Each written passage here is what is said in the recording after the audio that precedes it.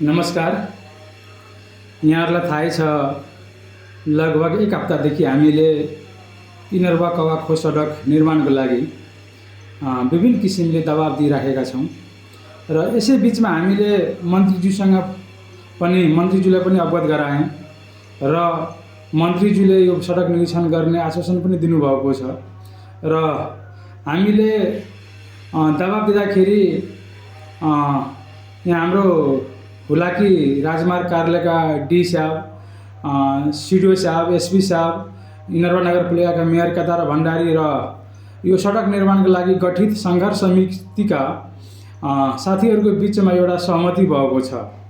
सहमति के भने यो इनरवा नगरपालिकाले तत्कालको लागि बबिया बजारदेखि जलपापुरको मोरिया खोलासम्म नियमित पानी छर्किने साँझ बिहान र 3 गतेदेखि इनरवा नगरपालिकाले यो सडकमा ग्रेभल हालिदिने र हुलाकी राजमार्ग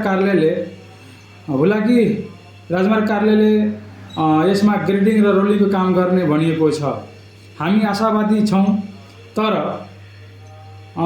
यो सहमति अनुरूप भयो भने ठिक छ, होइन भने सहमतिको कार्यान्वयन नभएको खण्डमा पोषको 4 गतेदेखि हामी चुप लागेर बस्दैनौँ। तसर्थ यो हुलाकी राजमार्गको कारणले गर्दाखेरि अहिले इनरवा बजार पुरा सुक्खा परेको छ, सुनसान देखिएको छ। दक्षिणतिरको मान्छेहरू इनरवा बजार आउन सकिराखेको छैन र यो बाटोमा हिँड्ने वयोवृद्धहरू, महिलाहरू, गर्भवती महिलाहरू, बच्चाहरू, तरकारीका साइकलहरू, मोटरसाइकलहरू दिनौँ दर्जनौँ एक्सिडेन्टहरू भइराखेको छ र रोडको छेउमा रहेका जति घरहरू छन् सबै घरमा, प्रायजसो घरहरूमा दम र रुगाखुगीका बिरामीहरू बढेको छ। त्यसकारण यी समस्याको समाधानको लागि यो बाटोको तत्काल तपाईँलाई यो ग्रेभल हालेर रोलिङ, ग्रेडिङ, पानी छर्किने काम नियमित रूपमा हुनुपर्छ। जबसम्म नयाँ काम सुरु नहोस्, रोड नबनोस्, तबसम्मको लागि यो काम सुरु हुनुपर्छ र हामीले सङ्घर्ष समिति हिजो इनरवा न बबिया वडा कार्यालयमा हामीले जलपापुर, इनरवाका, बबियाका जति सङ्घर्ष समितिमा आबद्ध व्यक्तिहरूको समितिले निर्णय गरेको छ। पुस 3 गतेदेखि काम सुरु भयो भने ठिक छ, होइन भने पोषको 6 गतेदेखि यो रोड निर्माणको लागि हामी सङ्घीय सरकारलाई, प्रदेश सरकारलाई, स्थानीय सरकारलाई दबाब दिनको लागि एउटा आन्दोलनको मार्फत आँधीबेरी ल्याउँछौँ र यो आन्दोलन पटक हामीले गर्नु पर्दैन, यो अन्तिम आन्दोलन हुन्छ र यसमा सम्पूर्ण कौवा खोजदेखि इनरवासम्मका सम्पूर्ण जनतालाई यो आन्दोलनमा आउनको लागि रेडी भएर बस्नको लागि म अनुरोध गर्दछु। किनभने यो रोडको सन्दर्भमा राजनीति धेरै भए, धेरै सांसद भए, मन्त्रीसम्म भए, तर रोड बन्न सकेको छैन।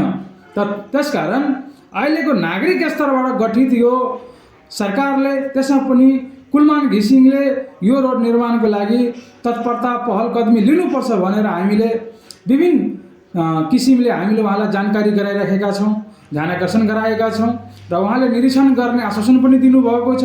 यसमा जिल्ला प्रशासन कार्यालय सुनसरीका सिडिओ साहबलाई पनि उहाँले जसरी पनि बोलाएर यो रोड निरीक्षण गराउनुपर्छ भनेर हामीले उहाँ मार्फत पनि एउटा ध्यानाकर्षण पत्र पनि बुझाएका छौँ।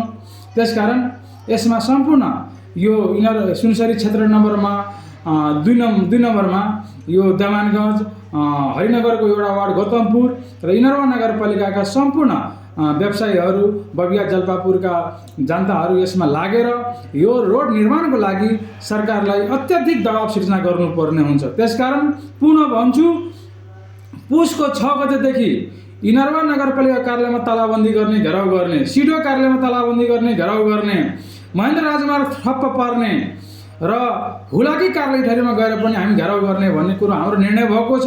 त्यस अनुरूप सम्पूर्ण जनतालाई यसमा धरनामा, यो आन्दोलन कार्यक्रममा, दबाब कार्यक्रममा सहभागी हुनको लागि रेडी भएर बस्नको लागि म अनुरोध गर्दछु।